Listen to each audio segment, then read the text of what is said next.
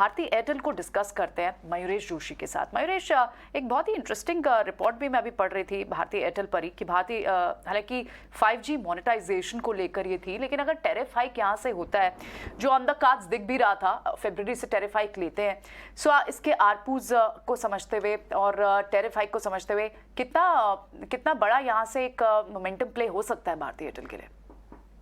तो प्रियंका, दो चीजें हो रही है भारतीय एयरटेल के लिए। एक, आई थिंक जो एक सिलेक्टिव हाइक्स ले रहे हैं रीजन्स में, ये 2 स्टेट्स में इन्होंने ऑलरेडी ली थी 3 या 4 महीने पहले, वो इफेक्टिवली प्ले आउट होंगे बिकॉज जो कैश फ्लोज है वो इम्प्रूव होते जाएंगे। इट्स ऑन रिकॉर्ड कि सुनील भारती मित्तल साहब ने बहुत स्पष्ट तरीके से कहा है कि आरपू जो है यहाँ से और भी नॉर्थवर्ड जाने चाहिए। तो हम जो 200 रुपए आरपू की उम्मीद लगाए बैठे by the end of this financial year and much more than that in the next fiscal, अगर ये होने लग जाता है तो जितनी स्पेक्ट्रम पे आउट्स है existing at this point of time और जो न्यू स्पेक्ट्रम या केपेक्स करना है उनको for the 5G roll out, I think that cash flow should be good enough to suffice. दूसरी बात, आप देखिए जो इनकी ब्रॉडबैंड सर्विसेज है यहाँ पे, क्योंकि competition is coming through Jio and some local players as well, वहां पे कोई प्राइस कट्स हमने देखे नहीं, इसलिए जो EBITDA परफॉर्मेंस है ब्रॉडबैंड सर्विसेज या जो B2B या एंटरप्राइज सर्विस हम कहते हैं वो शायद बरकरार है। तीसरा, इनका जो अफ्रीकन बिजनेस है that is expected to do well. तो ओवरऑल जो मार्जिन्स है धंधे की ओवरऑल कंसोल बेसिस पे आई थिंक 49-50% के आसपास रहनी चाहिए। इंक्रीजिंग आरपूस अलॉन्ग विद दो सम ऑफ पार्ट्स वैल्यूएशन आता है टावर बिजनेस को लेके, यहाँ पे फुल यूटिलाइजेशन हो जाएगा और वहां से भी एक कॉन्ट्रीब्यूशन आ जाएगा। अफ्रीकन बिजनेस अगर आप मिड सिंगल डिजिट्स में भी ईवी बिट्टा पे वैल्यू करें तो वहां पे भी पोटेंशियल अपसाइड बनती है। और रिसेशन फियर्स अगर रहते भी हैं तो आई थिंक जो data consumption in the space है जो कोविड काल में यूज्ड हो गया है in substantial manner, I think that is still expected to continue at a reasonable pace. यहाँ पे कोई कमी या एक डीग्रोथ शायद देखने ना मिले। Fourth and the most important point, I think जो प्रीपेड सब्सक्राइबर्स है लोअर वैल्यू के, ये वीड आउट कर रहे हैं जो काफी ड्रैग करते थे बैलेंस शीट के ऊपर, और जैसे ये सब्सक्राइबर्स ऐड कर रहे हैं नए प्लान्स के ऊपर, मुझे लगता है आई थिंक जो कन्वर्जन रेशियो है to 4G and the 5G ecosystem along with new handsets that are expected to come through as well, ये ARPUs और कैश फ्लोस को सहारा देंगे for that argument itself। तो मुझे लगता है जिनके पास से बिल्कुल बने रहना चाहिए स्टॉक में। अभी भी I think potential upside on the O'Neill lens pivot levels के ऊपर क्लियरली ट्रेड कर रहा है। 754 पिवट लेवल है ऑन द ओनिल मेथोडोलॉजी, इसके ऊपर जब तक ट्रेड कर रहा है मुझे लगता है आई थिंक कंफर्टेबल रहेंगे investors of holdings.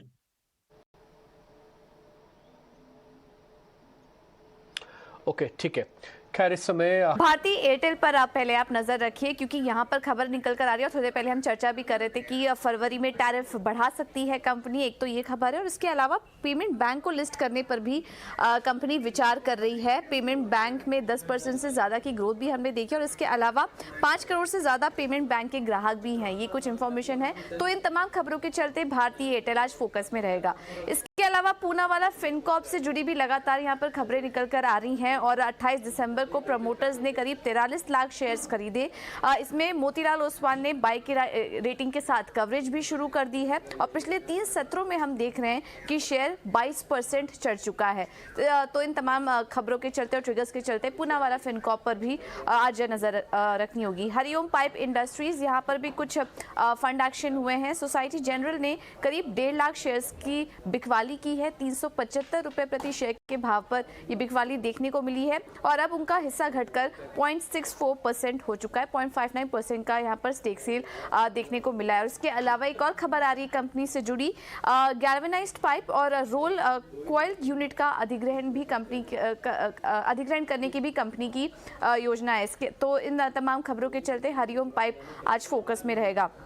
KPR mills, Arvind समेत आज तमाम टेक्सटाइल कंपनियों पर भी नजर रखिए, क्योंकि आज अपैरल एक्सपोर्ट करने वाले शेयर फोकस में रह सकते हैं, क्योंकि न्यूज़ आ रही है कि टेक्सटाइल, लेदर, फर्नीचर, ज्वेलरी का जो अब एक्सपोर्ट है वो ड्यूटी फ्री हो सकेगा और आज से ही भारत और ऑस्ट्रेलिया के बीच जो फ्री ट्रेड अग्रीमेंट है वो भी आज से लागू हो जाएगा। तो इसके चलते आज टेक्सटाइल कंपनियां फोकस में रह सकती हैं। अशोका बिल्डकॉन पर भी नज़र रखिए, यहाँ पर कंपनी को मध्य प्रदेश बिजली विभाग से बड़े ऑर्डर मिले हैं। 755 करोड़ का ये ऑर्डर मिला है। मध्य प्रदेश में ट्रांसमिशन सप्लाई करने के लिए ऑर्डर दिया गया है। तो इसके चलते अशोका बिल्डकॉन पर भी आपको नजर रखनी होगी, क्योंकि पिछले 3 सत्रों में ही स्टॉक में अगर देखेंगे तो करीब 11% की बढ़त देखने को मिल चुकी है। तो ये कुछ आज टॉप 5 स्टॉक्स हैं जो कि आज फोकस में रह सकते हैं खबरों के चलते। कर दी।